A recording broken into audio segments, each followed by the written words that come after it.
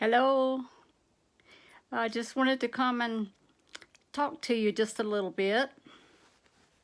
Um, as most of you are going through a difficult season right now in your life, as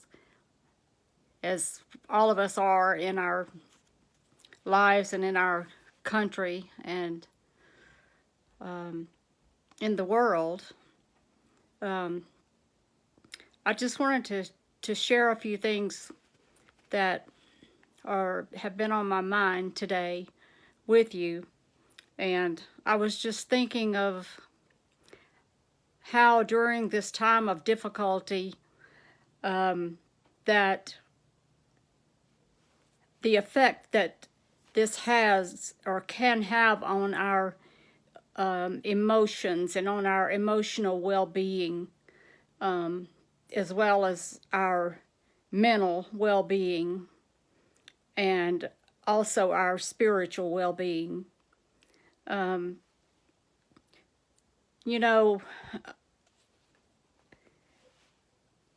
we don't want to worry, but we also live in this fleshly body, and as much as we try to walk in faith and live by faith, and those of us who are in Christ, we believe in a walk of faith, but yet we also live in this fleshly body, and so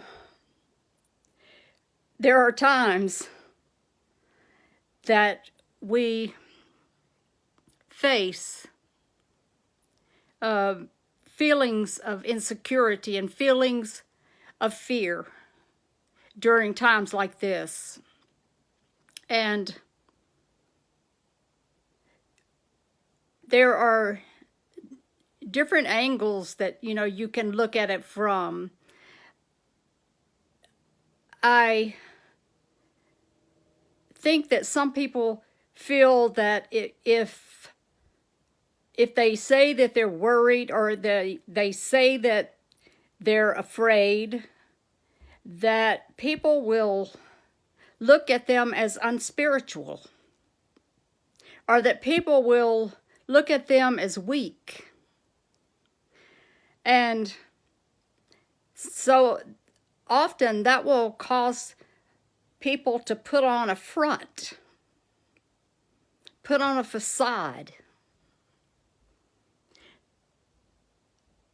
put on a mask of strength that they really don't feel inside.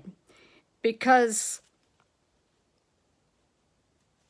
it's okay to say, turn it over to the Lord and leave it there. And that's what we're supposed to do.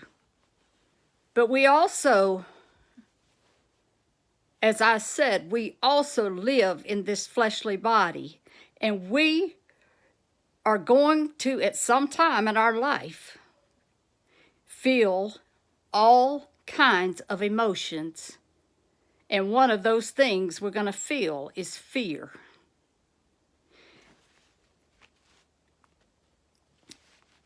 If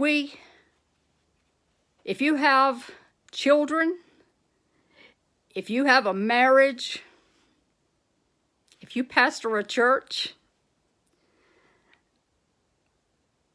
you're going to, at some point, come across a situation that's going to overwhelm you.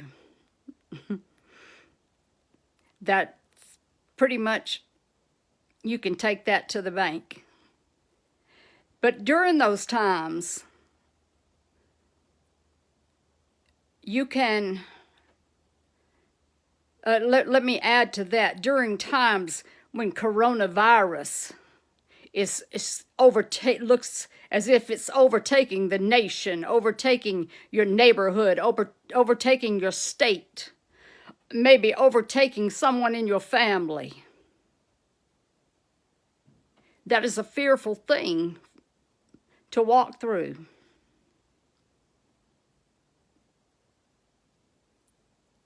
What can you do during those times?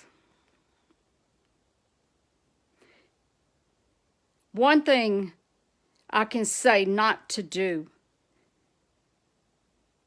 is not to blame yourself or not to blame or fault find someone else. I've seen and I've heard a lot of that. And I know that is the nature of humans. We want to blame someone for what we're walking through or what we are feeling. We want to attach it to something, and so in nursing we call it blame shifting, and sometimes we just attach it to someone or somebody. We do that in family situations, and it just escalates the problem further. So if we can just avoid that, it will make it better. It will lessen the problem. It will help you to keep peace in your mind. Another thing you can do is to just rest your mind. Overthinking will make things so big in your mind. And I know that right now you would probably say, how could I stop my mind from overthinking? And it is something that you have to do on purpose. You have to stop the emotional wheels from spinning in your mind by doing positive things, taking the negative things and replacing those negative thoughts with positive things. Because negativity will pull you down so far.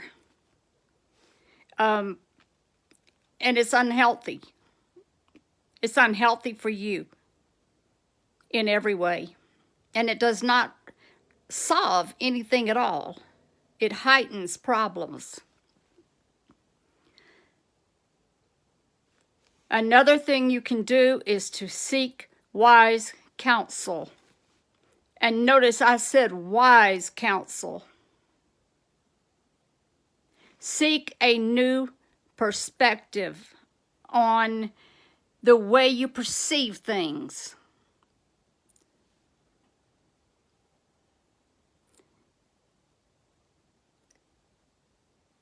There are so many people who have so many different ideas of what's right. We all have a different opinion of what's right. We all have our own thoughts and our own way of believing. And we all need to respect each other's rights during this time of difficulty. We don't need to be lambasting each other during this time. To seek wise counsel means you would go to someone who you feel that you could entrust those emotions that you're feeling, and maybe you could just release them. Sometimes it makes you feel better just to release the things that you're feeling to someone that you can trust.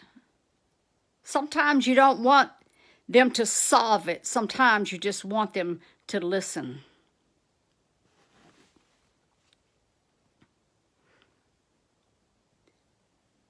Sometimes things are out of your control and you cannot fix it. That's hard for people to accept sometimes. You know, those type A personalities, like me. We want to fix everything. We want to fix everybody. We want to solve everybody's problem. But there are a lot of things right now that you can't fix. They're out of your reach. You can't reach them. And so for you to try to solve them is only going to frustrate you. So those things that you cannot fix, don't allow guilt to come into your mind because you can't fix them. You can't always be Superman and Superwoman. If things are out of your control, you have to release it. You have to let it go. That is where you have to give it to God and let it go for real. I'll give you an example. If somebody doesn't love you or does not want to be with you, you cannot make them love you. And you can't make them want to be with you. And you're going to make a fool out of yourself trying to make them love you. Let them go. That's just the way it has to be. You can't control and make them love you. They don't love you. Let them go. Say bye-bye. It was good knowing you. And go find somebody that'll love you. And you will find that person. And it'll be the other one's loss.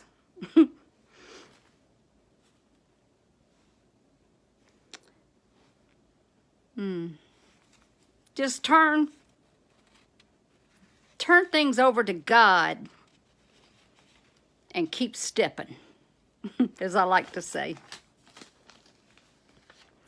I've seen during this crisis time that people have so many different backgrounds, so many different past, so many different upbringing, so many different they're in so many different struggles and so many different choices that they've made in life.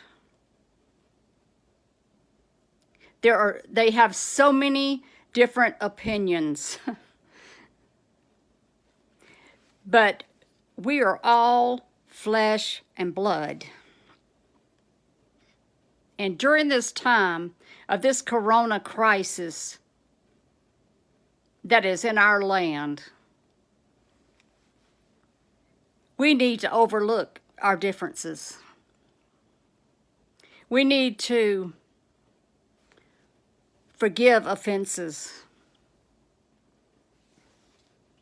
We need to love each other unconditionally. This is not the time to nitpick and fault find and hold a grudge. We need to love as never before. We need to unite, come together, unite and stand together.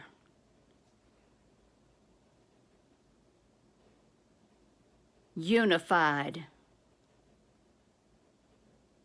And we will make it through to the end of this thing. Because this too shall pass. Bye.